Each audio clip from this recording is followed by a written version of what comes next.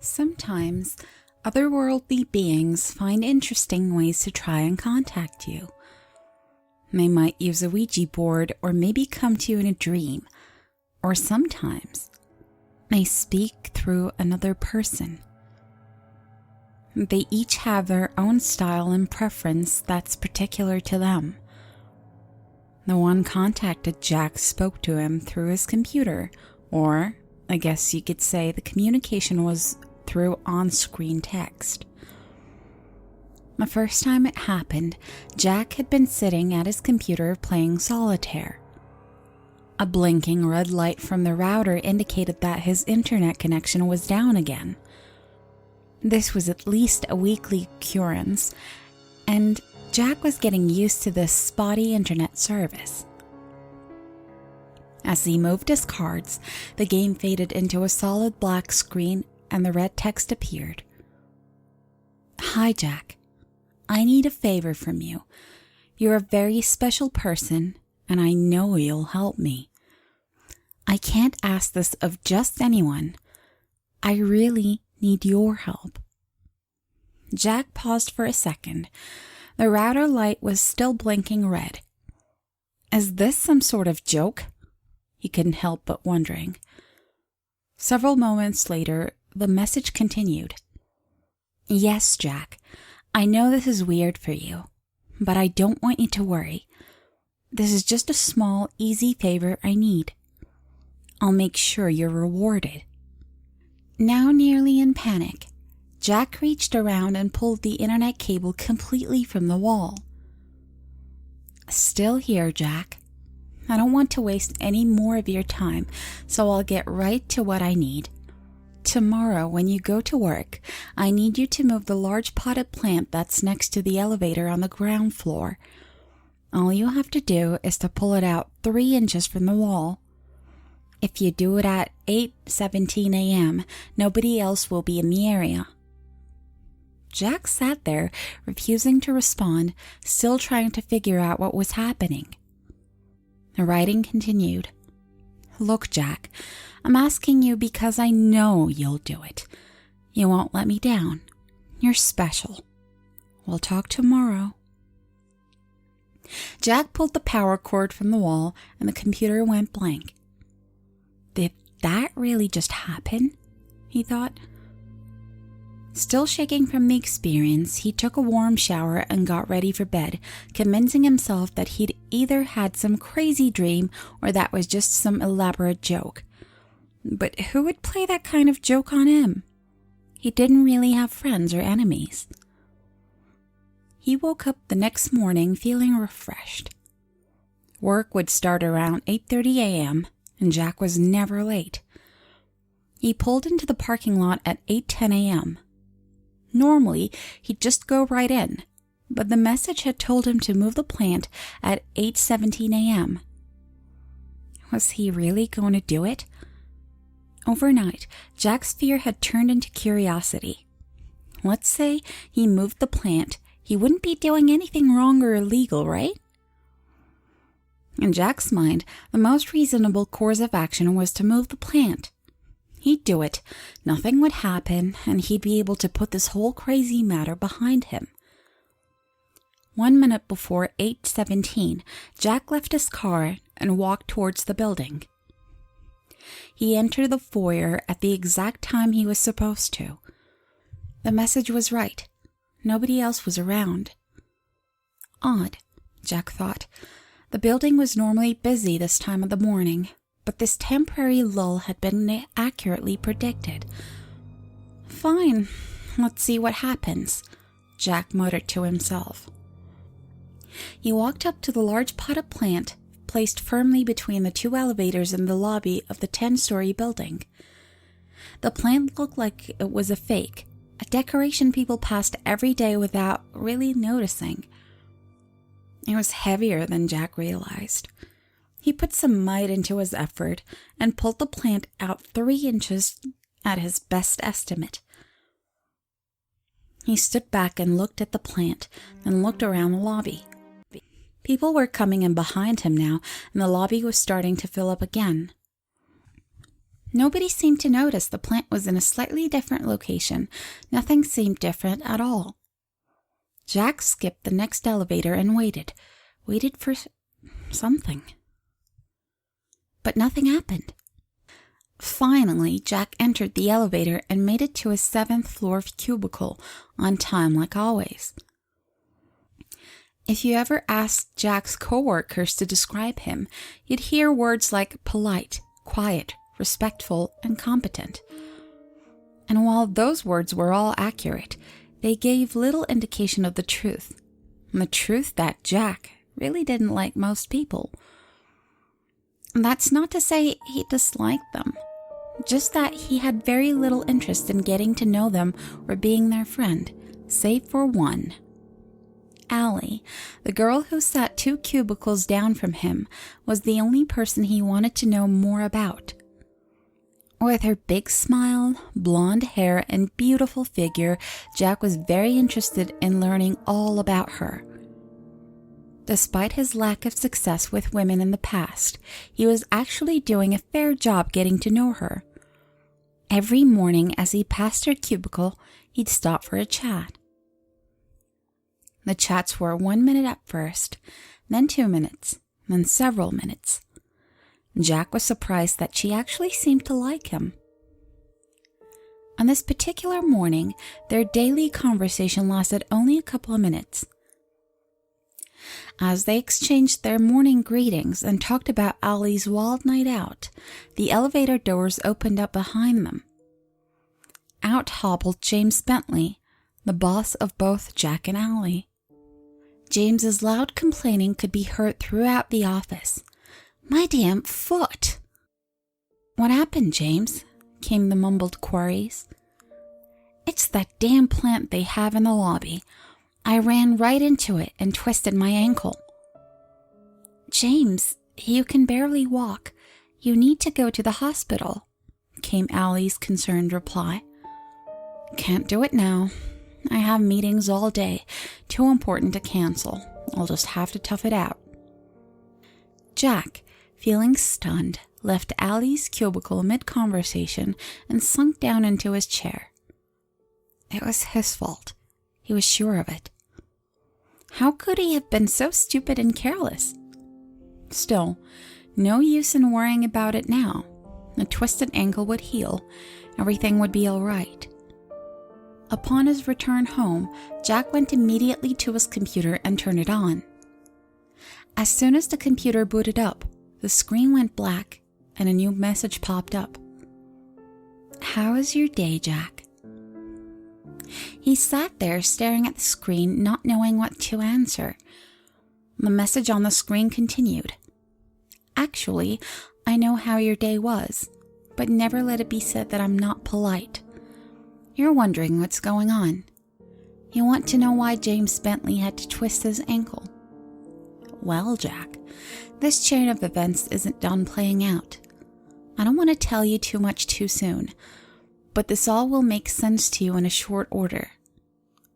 Just go to work tomorrow like you normally do. Don't worry about a thing, Jack.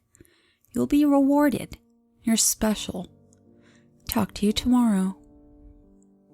Jack sat back in his chair. What was going on? Who was sending him these messages? Jack's curiosity was fully engaged, and he was almost a bit excited to see what would happen next. The next morning at work started off as any ordinary day. Jack noticed that the plant had been pushed back fully against the wall, probably by the night cleaning crew. James Bentley showed up shortly after lunch, hobbling into the office on his one good foot. "Man, this foot is killing me," Jack could overhear him say, but apparently James still had a meeting he didn't want to miss. It wasn't until around 3 o'clock that Jack saw him again. James, who always seemed to prefer Allie over the others, came limping up to her cubicle. "Allie, you're not doing anything right now, are you?" No. Nothing that can't wait until tomorrow, I guess." "Good. Could you please drive me to see my doctor? I probably should have gone yesterday, but I couldn't get away. This pain is just killing me right now, and I don't think I can drive myself. I barely made it here this morning, and I don't think I can even push the gas pedal right now. We can take my car if you want." "Yeah, that's fine, James. I don't have a problem taking you."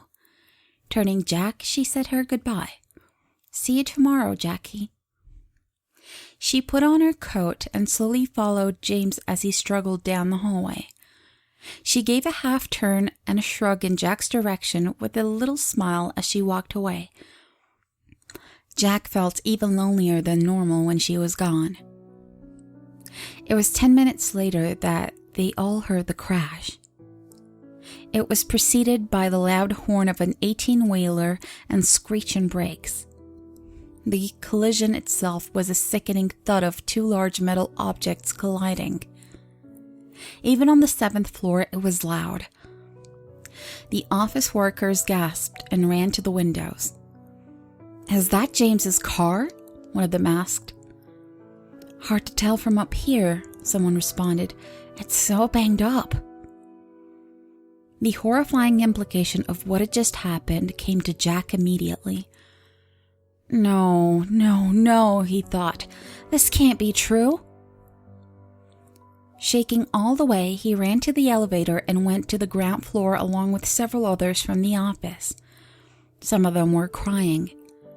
As they joined the growing crowd around the scene of the accident, Jack could hear the far-off sound of the emergency sirens. Looking past the gawkers, he could see that the 18-wheeler had hit James's car broadside. Its driver had been thrown out onto the pavement, where he lay motionless. James was sitting in the passenger seat of his car, motionless but with a surprised look on his bloody face. Jack couldn't tell if he was alive or dead. The driver's side, where Allie was seated, had taken the hit. The space she'd been occupying had been compacted to a third of its original size. Allie's head was smashed open and her twisted body was broken and battered. The crowd was stunned. Tears, screams, sirens. That was all Jack could hear.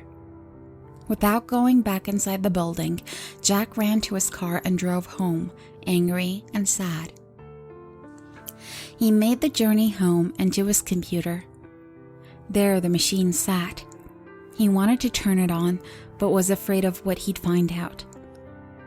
Was he really the one responsible for Allie's death? The whole chain of events had started with him. He knew he was to blame.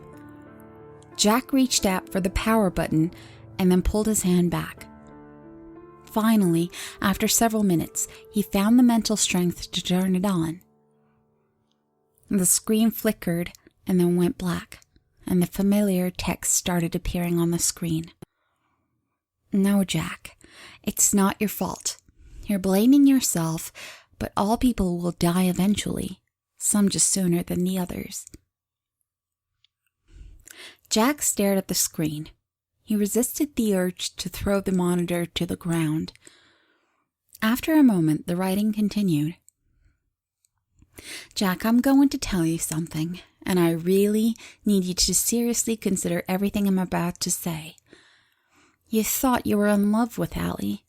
The truth is, you just wanted to fuck her. And please excuse my language, but every once in a great while it's just best to be blunt. Jack, she wasn't the one for you. She would have made your life miserable. Yes, you would have eventually found the courage to ask her out. She actually was interested in you. She thought you'd make a good project. Sad, really. For her, not for you. I want you to think back to all the things she told you. Why did her last boyfriend break up with her?" "Because she cheated on him," Jack mumbled under his breath. "Because she cheated on him, Jack. The same thing she would have done to you. She would have made you happy for about 2 months, and then miserable for the next 4 years. Sneaking around, laughing at you behind your back, spending all your money. Once you finally got rid of her, you would have been so jaded that you'd never date again. This is true, Jack. I see all future possibilities, the ones that come to pass and the ones that don't. You've seen how she really is, Jack, but you let your trust for her blind you to the truth. Together, you and I made sure that you avoided that path. One more thing, Jack. This isn't done paying out yet. There is more to come. No, fuck you. You killed her, Jack screamed and threw the monitor from the desk. It landed on the floor and sparked out. Jack got barely any sleep that night, and the next day he wasn't sure he wanted to go to work. But the last words he'd been told had piqued his curiosity, and his anger had somehow subsided. No work was done that day at the office. The company brought in grief counselors. People shared their thoughts. They cried. They hugged. James had actually survived the accident, but was in a coma. The doctors thought he might recover eventually, but nobody was really sure. Late in the afternoon, Jack was approached by Diego Salbera, the head of the division. Diego was blunt and upfront, and he offered James's position to Jack. Technically, it would be a temporary promotion, but James wouldn't be back anytime soon. Diego promised him that the promotion would be made permanent once enough time had passed. "Let's keep this low-key for now," Diego told him. "I know it might seem quick, but the Lanchester project James was working on can't be stopped. It's too important for the company. I need someone in charge right away. This can't wait." Stunned, Jack accepted the promotion. He left work with a strange mixture of feelings, not really sure how he felt about anything. On his way home, he stopped at the electronics store and bought a new monitor. He made it home and powered up the computer. Once again, the writing came on the screen. "Jack, I want to be the first one to congratulate you. I'm proud of what you've accomplished." Jack stared at the screen. "Jack, I have to ask for your forgiveness because I haven't introduced myself yet. I am called the Seer. Like I told you before, I see what will be, and I see what can be. It's a very powerful gift I have. But you know what, Jack? For all my power, I still can't do anything corporeal. I can predict, I can see, and with enough effort, I can even communicate. But I don't have a body. That's something that was taken from me a long, long time ago. And that's why I need you, Jack. I'm an artist of sorts, an artist of human manipulation. You'll be my paintbrush and my canvas. I want you to work with me, Jack. It's all very simple. Just perform simple tasks for me from time to time." Jack was becoming more and more curious. "And Jack, before you give me an answer, I want you to know a couple of things. First off, I'll never lie to you. Secondly, I'll never ask you to do anything which, taken by itself, is wrong or illegal. Yes, bad things will result, and sometimes people will die. But they're going to die eventually anyway, right, Jack? And the bad will always be balanced out by something good happening to you." Jack winced at this last idea, but he fought the urge to turn the computer off. The Seer was right. Everyone would die eventually. Why not let something good come out of it? And what about never lying to him? If he'd known at the time that Allie was going to die, he'd have never gone through with the original favor. But as he thought more about it, he realized that Seer hadn't lied to him, but had only withheld information. Still, Jack wondered if he could trust the Seer. "Work with me, Jack. Together we'll make incredible things happen. I'm just asking you to perform little tasks from time to time. Oh, but these little tasks will have great consequences. They're going to be beautiful, Jack, and they'll always end with a reward for you. That's the beauty of my art. One single task produces something bad and something good. Oh, one last thing, Jack. I can see that you're having trouble with this.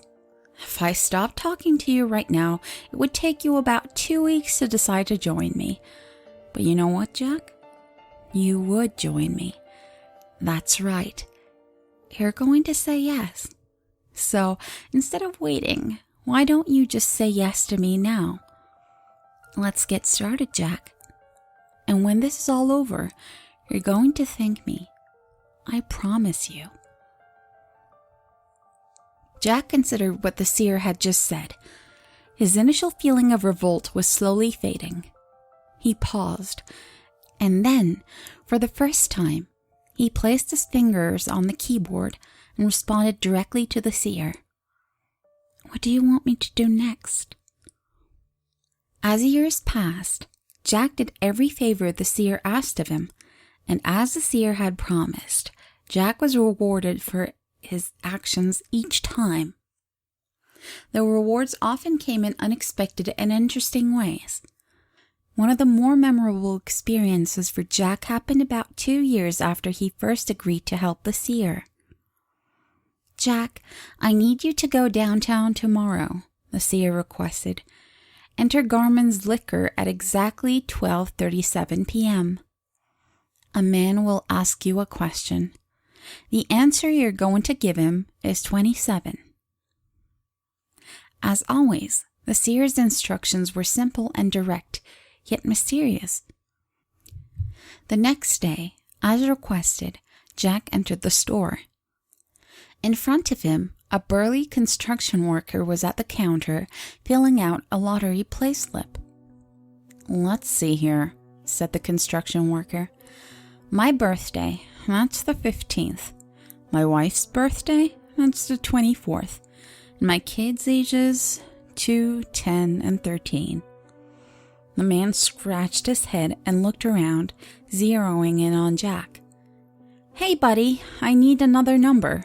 You got one for me? Jack smiled. 27. Really? I was thinking about playing 35, but you know what? I like your face. Let's go with 27. With that, the man completed his slip and paid for his lottery ticket.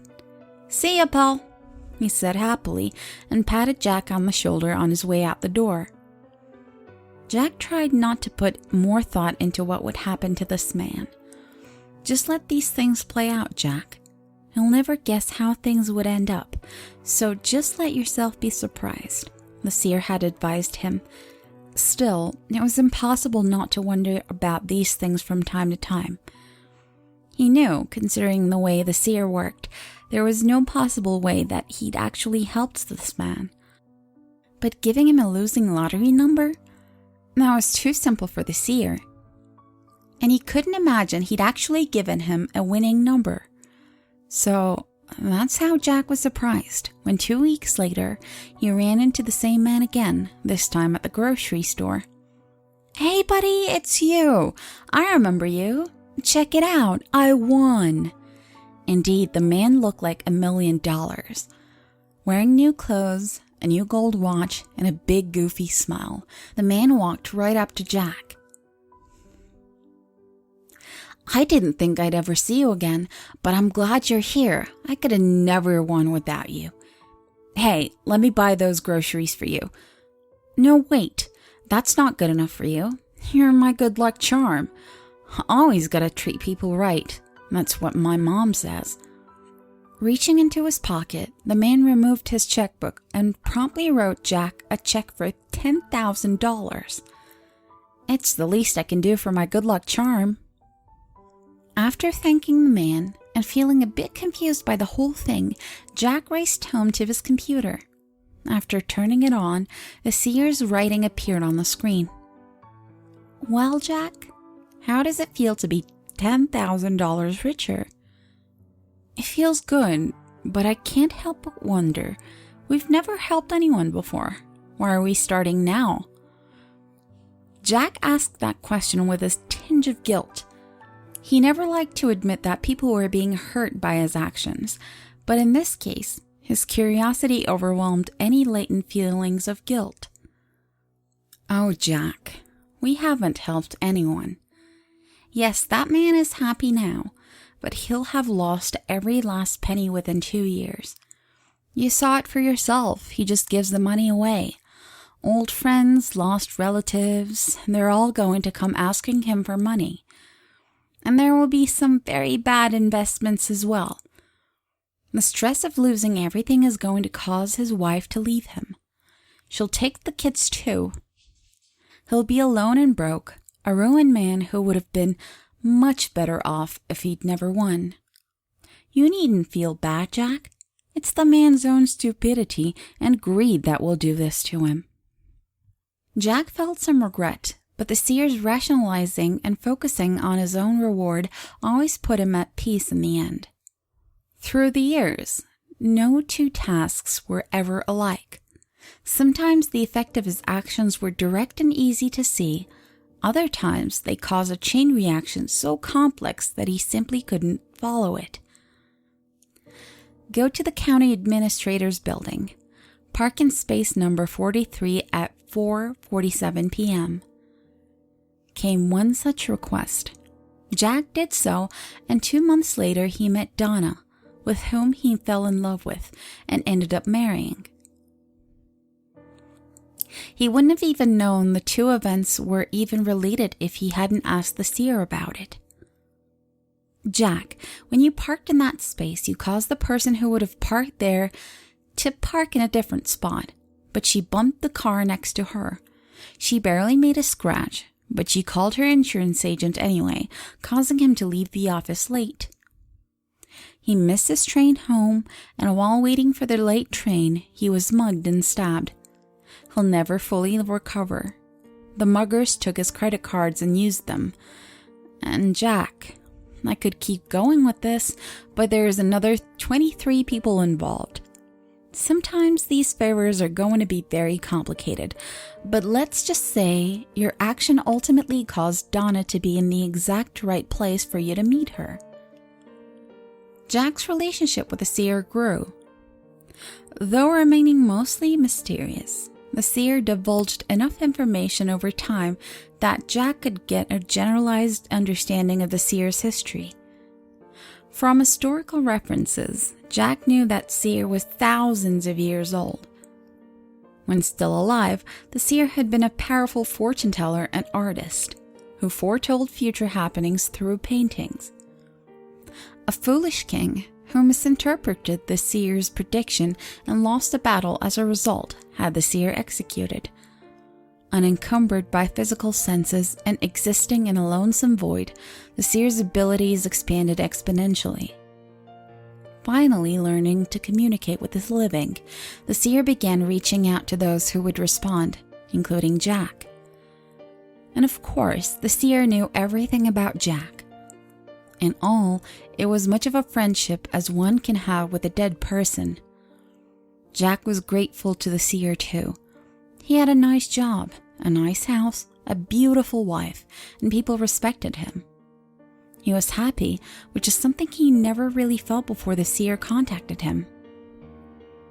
12 years in total passed, 12 good years for Jack. Task after task was completed, usually about one every month. Jack, sitting in the office of his large rural house, was contacted by the seer once again. "Hi, Jack. I have a favor to ask you. This one's the easiest yet.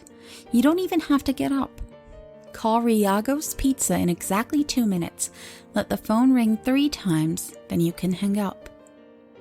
Jack smiled, nice and easy. He no longer wondered about how these tasks would play out. He trusted the seer and simply did as he was told. Jack made the call exactly 2 minutes later. The quietness of the household was broken 30 minutes later by the ringing doorbell. That's odd, Jack thought. Neither he nor Donna were expecting anyone. Jack looked out the peephole and saw a pizza delivery boy. The logo on his cap said Riago's Pizza. Jack opened the door. "Here's your pizza," said the boy as he thrust it into Jack's hand. But I didn't order this, Jack argued. Look, I don't give a damn if you ordered it or not. Mr. Riago told me to take it here, so that's what I'm doing, the delivery boy argued, as he looked increasingly annoyed and spat in the bushes. Jack looked at the boy in front of him. He looked to be about 17 years old, but the most noticeable thing about him was his size. He was huge, probably 6.5 feet tall, and very muscular.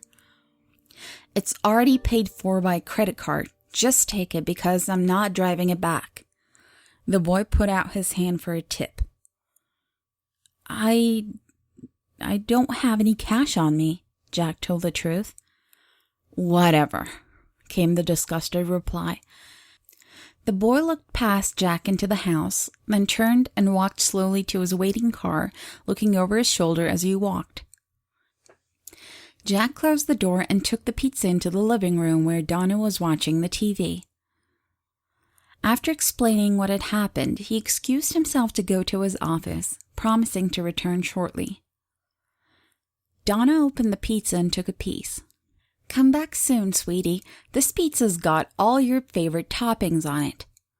Donna giggled as he took a bite. Arriving at his computer, the Seer's words appeared on the screen. Confused, Jack? Don't be. Your neighbor down the road ordered the pizza. Mr. Riago told that boy the correct address, but a ringing phone made it difficult for him to be heard clearly. Still, give the boy credit. He got the street right at least. So my reward is pizza? Jack typed, a little confused. Yes, Jack. Your reward is a pizza, and also the chance to spend a little time with your wife. Go down there, share the pizza, enjoy it. When you're done, make love to Donna. That's not one of your tasks. That's just some advice I think you should follow. Oh, by the way, your neighbors who ordered the pizza are arguing right now over the silly fact that the pizza didn't arrive. Some of the things people argue over amaze me. They really do. Their fight is going to get very heated, but you don't need to worry about that. Go enjoy your night. Jack followed the Seer's advice, cuddled with Donna as they enjoyed their meal, then made love to her on their big, comfortable living room couch. Donna fell asleep on the couch shortly after 11 p.m. Jack lay there awake. This latest favor, it just felt odd. Carefully extracting his arm from under Donna, Jack left the living room and headed upstairs. Sitting down at the computer, Jack typed, "Are you there?" "Yes, Jack. I'm actually always here. I've been waiting for you to come back. That pizza delivery boy, he's quite a specimen, isn't he?" Jack looked quizzically at the screen. The Seer continued, "He's a horrible employee. He was hired only 3 days ago, and already Mr. Riago wants to fire him. But as a physical specimen, he's strong, fast, and very observant. For example, he noticed that you didn't lock the front door after he delivered your pizza." "What?" Jack said aloud as he started to get up. "Sit down, Jack. I need to tell you something important, and locking the door now won't change your situation." Jack slowly took his seat again at the computer, looking behind himself as he did so. "You see, Jack, it's true that I never lied to you. Everything I've ever told you is 100% honest. But yes, I've withheld certain facts. You see, I told you that every task causes something bad to happen to someone else, and something good to happen to you. But there's a third thing. There's an ultimate goal that each task was working toward. Remember Allie? Of course you do. What you probably don't remember about her is that she was helping to pay her brother's way through college. When she died, he had to drop out. He was going to be a great psychologist, but now he works in a factory instead. That's really too bad for our pizza delivery boy. He could have used a good therapist a few years ago, but that good therapist wasn't there for him. Instead, he got some Freudian quack. And remember our lottery winner? Yes, you do. He was a neighbor to our pizza boy. After he lost all his money, of course. He beat the boy senseless after the boy jumped into the street in front of his car. Quite a traumatic memory for our young lad. And his mother didn't care about that incident, didn't protect the boy at all.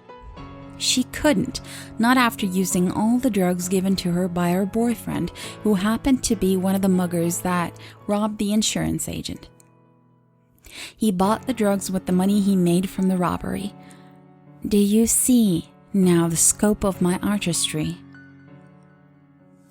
Jack sat, glaring at the monitor. He wanted to get up, to check on Donna, but he was too scared to move. The seer continued. Jack, you've done over 100 tasks for me, and each one has served an ultimate purpose. To psychologically destroy this boy, turn him into a monster, and to bring him here tonight. Don't you see, Jack? This involved tens of thousands of people and billions of possibilities. If you had failed to complete even one of the tasks, the whole chain would have collapsed. This was orchestrated by me and set in motion by you. Together, we've done something wonderful. This is a masterpiece of human manipulation. Our masterpiece. And it all begins and ends with you. 2 perfect points in time. Tonight, wrong address, no tip, this poor boy finally snapped. He's downstairs right now. He's slitting Donna's throat at this exact moment. Jack could hear a short, muffled scream coming from the living room, followed by a gurgling noise. No! Jack screamed and stood up, starting to run downstairs. Jack, stop! The voice startled Jack. It was inside his head. For the first time, the seer was talking to him directly. It was a pleasant voice, a feminine voice. You can't do anything. She's already gone. He'll be coming for you shortly, and you can't stop him. But why? Jack cried with tears welling up in his eyes. It's not an artistic masterpiece if it doesn't begin and end with you, Jack. Her voice was soothing. I want you to appreciate the fact that I'm talking to you directly. This requires all of my energy, and as a result, I'll have to rest for several years before I can contact anyone again. That's how special you are to me. Please, don't feel bad about this, Jack. I want you to take a moment and enjoy your accomplishment as much as I do. The voice paused briefly and then continued. Do you know what, Jack? If I'd never contacted you, you would have lived for 85 years. 85 boring, meaningless, and bitter years. And when you died, nobody would have been at your funeral. I gave you 12 great, meaningful years. You were happy, and together we did something beautiful, something unique. Jack paused a minute and considered his 12 years of happiness, and his tears of sorrow mixed with tears of joy. He turned and looked at the computer while behind him, the massive hulk of the demented delivery boy appeared in the doorway, a bloody knife in his left hand. On the screen, the last words from the seer appeared. Don't you have something to say to me, Jack? Jack wiped his tears and absorbed everything the seer had just told him. As the Hulk started stepping closer to him, Jack mouthed his final words. Thank you.